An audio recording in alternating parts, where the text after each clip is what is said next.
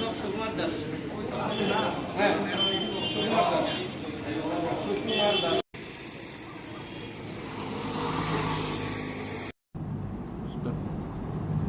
গতকালকে উদয়পুর গিরিদারিপল্লী থেকে আমাদের কাছে একটা কমপ্লেন আসে যে একটা নাবালিকা মেয়ে অপহরণ হয়েছে। তারপর আমরা গোপন সূত্রে আগরতলাতে রেড করার পর আসামিকে গ্রেপ্তার করা হয়। কি কি ধারাতে কেস নেওয়া হয়েছে? 366A IPC। অভিযুক্ত কোন জায়গা থেকে গ্রেপ্তার করা হয়েছে? আগরতলা কেন্দ্রের বাজার।